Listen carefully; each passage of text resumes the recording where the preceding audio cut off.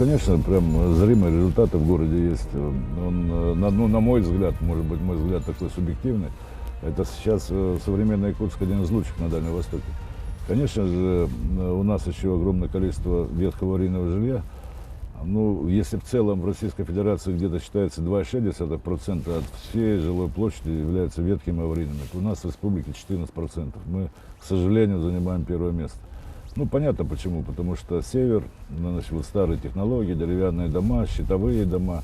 Многие, вот для Якутска это не так характерно, а вот, например, в Алдане, там, в Тамоте, микрорайоны, вот эти бамовские строители, они же так и остались. Скажем, строился Удачинский горный комбинат. Для строителей сделали временное жилье, которое должно простоять было 25 лет. А оно так и осталось, и уже ему 50 лет скоро будет, так, значит, все это стоит. Поэтому нам предстоит заниматься вот вплотную этой работой. Ну вот федеральное правительство выделило довольно большие суммы, и мы надеемся, республика получит там порядка 4 миллиардов рублей уже в ближайшие годы, значит, и как-то эту программу сдвинуть. Ну, недаром вот Арсений Сергеевич сейчас поставил задачу, чтобы как-то дойти до хотя бы до среднероссийского уровня, вот этот все наш позор уничтожить, так? Поэтому и в Якутске развитие должно быть так, чтобы в первую очередь обращать внимание на снос жилья. Вот раньше мы как в 2002 году мы сделали 5-летний план для города Якутска. Значит, там какие задачи надо было решить? Ну, во-первых, канализационные очистные сооружения построили, так. Значит, дальше дорожную сеть, уличную сеть. Вот если мы посмотрим на Якутск сверху, ну, так мы увидим, что город имеет у нас радиально-кольцевую структуру. Значит, это полукруг, который упирается в реку Лену, а дальше пошли кольца и радиусы. Вот тогда, в 2002 году, мы поставили перед собой такую сложную задачу воссоздать эти кольца. Помните, была реконструкция проспекта Ленина, там канализацию, значит, меняли, потом Пояркова улицу делали, потом Лермонтова и радиус. Вот Вилюйский тракт, это был первоочередной объект. Значит, потом автодорожный, вот это уже сейчас сделано. Потом в ту сторону Намский тракт, но не тот, который мы привыкли через Марху, а который на самом деле идет вдоль берега реки и одновременно служит защитной дамбой. Вот мимо Даркалаха туда, значит, улицу Петровского делали, значит, такие вот, это были объемные, сложные работы, Кальвица там. И это заняло несколько лет, потому что кажется, что там, положил асфальт, на самом деле перекладывали трубы, раскапывали и так далее, и так далее. Ну вот удалось эту основу создать. Теперь она получает свое развитие. Вот сейчас надо закончить кольцевую автодорогу. Вот как идет у нас въезд из аэропорта в город, и вот направо, и она должна выйти аж туда, на Покровский тракт. Здесь, если, может, вы обращали внимание, возле медицинского центра, там дома стоят, и проход такой большой есть. Это специально оставлено, чтобы соединять, чтобы кольцевую дорогу сделать. С точки зрения жилья, я категорически запрещал застраивать 203 микрорайон, 202 и так далее, потому что говорил, здесь удобно и хорошо, сейчас настроим, а наша задача сносить ветхое жилье аварийно. Поэтому план предусматривал так, вот вам граница, улица Пояркова, все от реки до Пояркова снести. Ну, помните, вот где сейчас наш бизнес-центр, который называется как Айсберг, да? Значит, там же вообще дома вот такие были покосившие. Все это сносили там и продвигались. И следующий, это первый рубеж Пояркова, а следующий рубеж Лермонтова. Вот это все надо снести.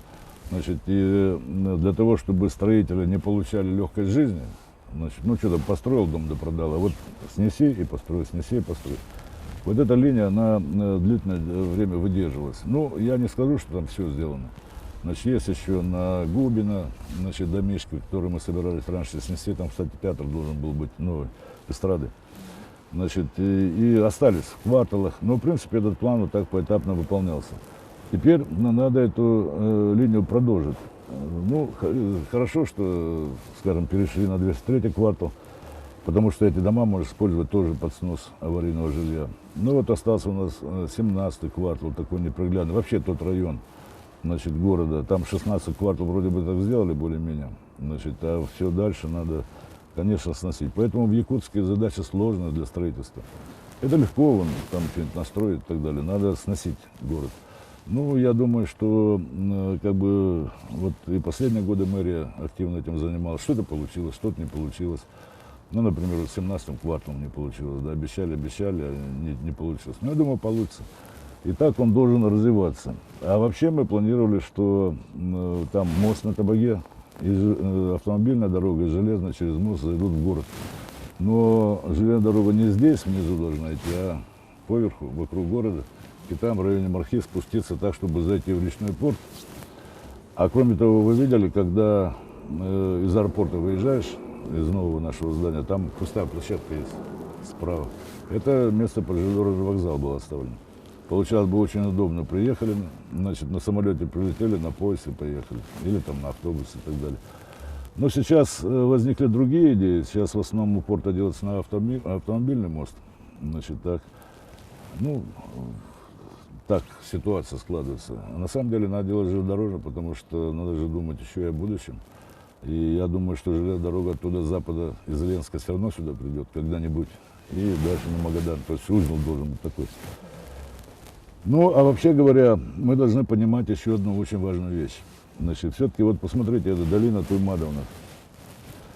Каждая местность, она имеет так называемую рекреационную способность, то есть самовосстанавливаться. Она должна самовосстанавливаться.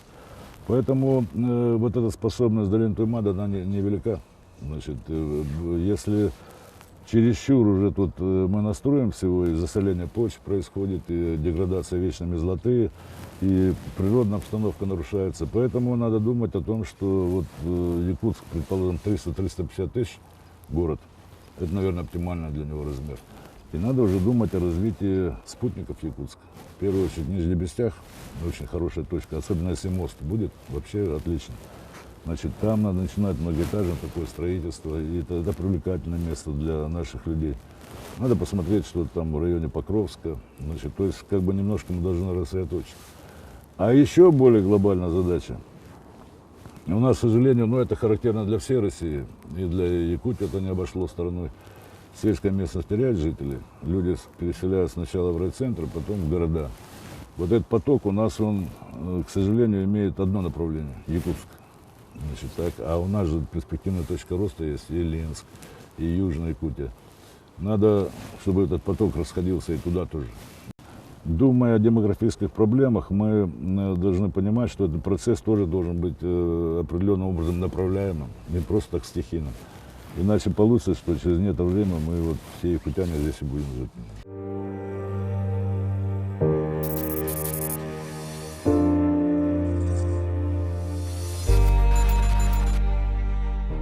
Я должен сказать, что Якутск на самом деле город с архитектурной точки зрения он заметный. Он далеко не стандартный город. Так?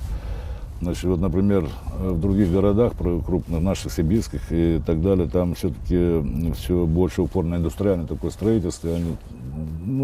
Облик немножко стандартный. В Якутске все-таки определенное разнообразие есть. Значит, у нас очень хороший архитектор, очень хорошая архитектурная школа. Я даже могу сказать, что вот я работаю президентом Якутии, значит, меня некоторые губернаторы просили, пришли вот своих архитекторов, что там что-нибудь запроектировать. У нас никого теперь нету, на Камчатке, например, там и так далее. Все разбежались, и вот только у вас вот сохранились архитекторы и так далее.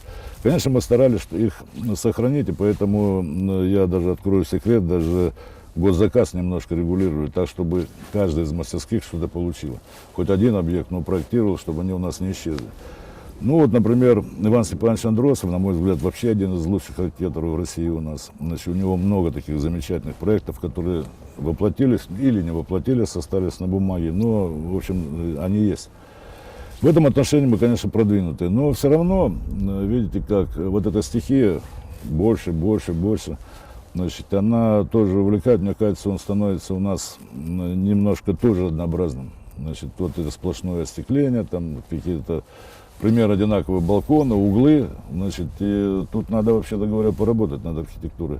Сообщают о том, что глава республики организовал там целое управление при себе, при главе, который будет заниматься архитектурой, вывел их из структуры строительного комплекса, потому что они же там увлечены квадратными метрами, а тут вроде творчество.